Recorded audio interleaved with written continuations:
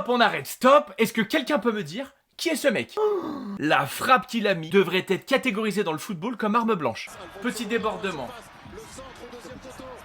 Oh, attention.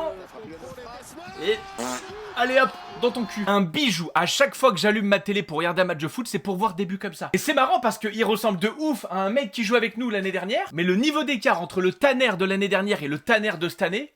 L'année dernière, on avait la version bêta de ce mec. Bête tout court d'ailleurs. C'était pas Tanner Tessman, c'était Tamer Hessman. Mais alors là, franchement, chapeau. Hein. Le mec est bouillant. Et heureusement qu'il nous sort de ce match piège. Parce que j'ai quand même trouvé ça compliqué. On était constant, on était costaud. Après, je vous cache pas que le premier quart d'heure comme le dernier, heureusement que j'avais mon best friend. Sinon, c'était chiasse intégrale. Mais l'OL, pour le moment, le fait est que c'est costaud. On a joué 6 matchs et on a obtenu 5 clean sheets. Il y a quelques saisons de ça et il n'y a pas besoin de partir très loin. En 6 matchs, on avait déjà pris des wagons de buts. On était en crise, on parlait déjà qu'il fallait changer des entraîneurs, on parlait déjà du mercato hivernal parce que le mercato estival était raté. Et là, les mecs, le seul constat qu'on peut faire, c'est que cet été, on a la Michel Kang qui est venu faire un ménage de printemps incroyable. Sur le sportif, on a enfin remis le football au centre. Tu démarres ta campagne européenne par une victoire, t'es sur le podium en championnat. Pour terminer cette vidéo, j'aimerais mettre la lumière sur un joueur qui, pour moi, a été capital et super bon. Messieurs, dames, Mathys de Carvalho. Putain que c'est fort, le mec il joue avec une maturité de jeu, parce qu'au milieu de terrain on a beaucoup parlé de Mera, on a beaucoup parlé de Morton, on est en train de beaucoup parler de Tessman, et on a un petit jeune là qui fait pas de bruit, qui a fait une superbe entrée face à Angers. Aujourd'hui c'est un choix fort du coach, on le met titulaire sur un match qui était compliqué.